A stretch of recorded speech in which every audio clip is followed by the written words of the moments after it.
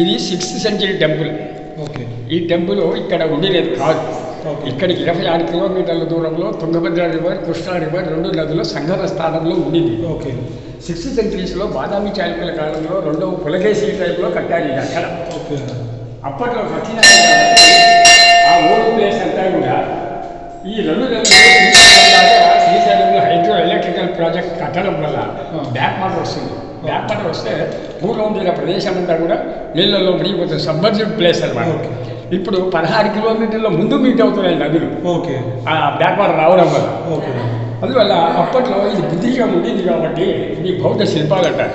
6th సెంచరీస్లో Buddhism ఉండేది. Okay. ఇప్పుడు ప్రాపర్లో ఉన్నవి 7th, 8th సెంచరీస్ నవగ్రహ గ్రూప్ ఆఫ్ నవగ్రహ టెంపుల్స్. ఓకే. వాళ్ళే చాళుక్యులే కట్టారు, వాళ్ళ వంశస్థులే. కానీ బుద్ధిజం లేకపోయింది అప్పట్లో. ఈ బుద్ధిజం ఉంది కాబట్టి ఇది బౌద్ధ శిల్పాలు శంఖనిధి, పద్మనిధి అంటారు. ఓకే. నిధి మీన్స్ అక్కడ మనకి సింటమ్ కూడా ఉంది. ఒక బ్యాగ్ పైన కూర్చోలేక చూచారు. ఓకే. ఆ బ్యాగ్లో అప్పట్లో తగ్గవరంలో ఉన్నవి ఓన్లీ జ్యువెల్స్ మాత్రమే. ఆ జ్యువెల్స్ని భర్తీ చేసుకుని వాటి పైన కూర్చోలేట్టుగా చూశారు. లేదా వస్తు మార్పులు చేసుకునేవారు. ఆ పీరియడ్లో కట్టినది కాబట్టి అలాగా నిధిలాగా మనకు చూపించారు. శిల్ప రూపంలో మనకు రిక్లెక్ట్ చేశారు. మనము అందుకంటే నిధి అనడానికి అవి సిద్ధం చూపించాలా. వీరి పేరు పద్మము, వీరి పేరు శంఖము ఎందుకు వచ్చిన పేర్లు అంటే అలాగా బౌల్ ఉంది అక్కడ. ఆ బౌల్ అది సాధనంతో మెజర్మెంట్స్ చేసేవాళ్ళు అంటారు జ్యువెల్స్. అంత అపారమైనది వజ్ర సంపద మన భారతదేశంలో ఉంది కాబట్టి అప్పట్లో మన భారతదేశాన్ని రత్న గర్భ అని చెప్పని అనేవారు. ఆఫ్టర్ ఆల్ 14th, 15th సెంచరీస్లో రాసులు పోసుకొని అమ్మేవారు. హంపీలో మనం చదువుకున్నాం. 14th ఎక్కడ, 6th ఎక్కడ. 6లో ఉన్నప్పుడు ఎక్కడి నుంచి వజ్ర సంపద ఉండింది, ధాన్యంలాగా ఉండింది. అందువల్లనే అలాంటి వాటితో కొలిచేవారు. ఆ కొలత విధానంలో టాప్ కొలతలు పద్మము అనేవారు. ఓకే. అప్పట్లో ఈ కౌంటింగ్లో ఉంది అనమాట. అప్పుడు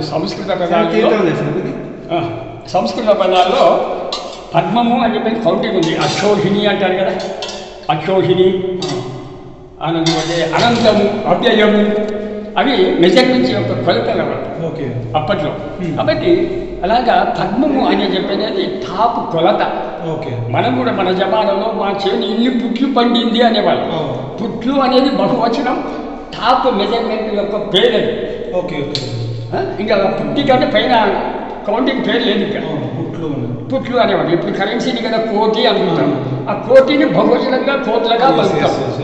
అలాగే అలాంటి వాటితో కొలిచేటప్పుడు మెజర్మెంట్స్ చేసేటప్పుడు వజ్రాలను పద్మము అని చెప్పి టాప్ మెజర్మెంట్ అనేవాడు.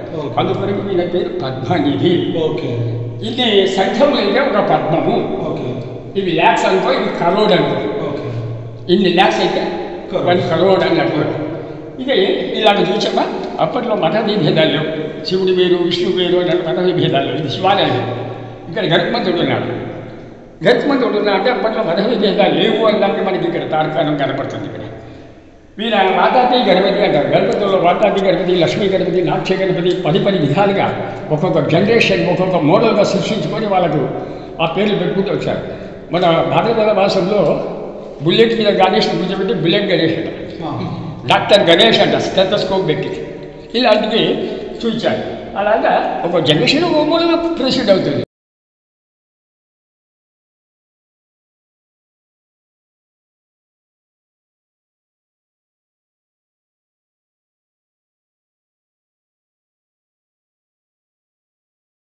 ఈ వీడియో మీకు నచ్చినట్లయితే లైక్ కొట్టండి, షేర్ చేయండి.